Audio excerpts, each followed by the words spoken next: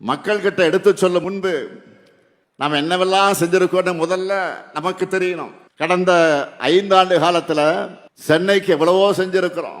கிண்டியில கலைஞர் நூற்றாண்டு உயர் சிறப்பு மருத்துவமனை, கிளாம்பாக்கத்துல கலைஞர் நூற்றாண்டு பேருந்து முனையம், திருவிக நகர், பெரியார் நகர், மகாகவி பாரதியார் நகர் என பல பேருந்து நிலையங்கள், கலைஞர் நூற்றாண்டு பூங்கா, போரூர் MS சுவாமிநாதன் ஈரநில பூங்கா உள்ளிட்ட ஏராளமான பூங்காக்கள், விரைந்து தொடங்க இருக்கக்கூடிய பூந்தமல்லி போரூர் வடவழி இடையிலான மெட்ரோ ரயில் திட்டம், அந்த பணிகள், 6000 கோடி ரூபாயில வடசென்னை வளர்ச்சி திட்டம், முதல்வர் படைப்பகங்கள், பல்வேறு ஏரிகள் சீரமைப்பு, வள்ளுவர் கோட்டம், விக்டோரியா ஹால் புதுப்பிப்பு, அன்பழகன் பாலம், இதுபோக சைதாப்பேட்டை தொடங்கி தேனாம்பேட்டை வரை மிகப்பெரிய பாலம் உருவாகி வருது.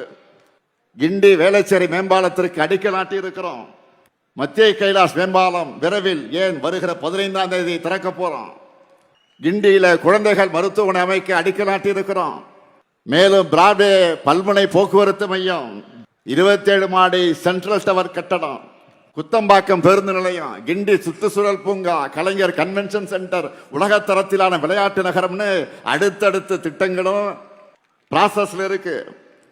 இப்படி ஒவ்வொருவரும் தங்கள் மாவட்டத்துக்கு, தொகுதிக்கு, நகரத்துக்கு நம்ம அரசு செஞ்சிருக்கக்கூடிய திட்டங்களை மக்கள் மத்தியில பரப்புரை செய்யணும். தொழில்துறையை எடுத்துக்கிட்டா 11 லட்சம் கோடி ரூபாய் மதிப்பிலான முதலீடுகளை ஈர்த்து 35 லட்சம் பேருக்கு நேரடியாக மறைமுகமாகவும் வேலை வாய்ப்புகளை உறுதி செஞ்சிருக்கிறோம். நாளைக்கு கூட இதுவரைக்கும் இல்லாத அளவுக்கு நூற்றுக்கணக்கான நிறுவனங்களை திறந்து வச்சு பல நிறுவனங்களுக்கு அடிக்கல் நாட்டி முதல் முறையா செயலாக்க மாநாடு நடத்த போறோம்.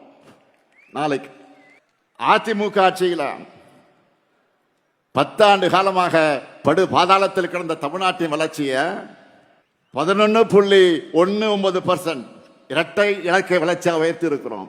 இந்தியாவில் தமிழ்நாடு மட்டும்தான் இந்த சாதனை செஞ்சிருக்கு.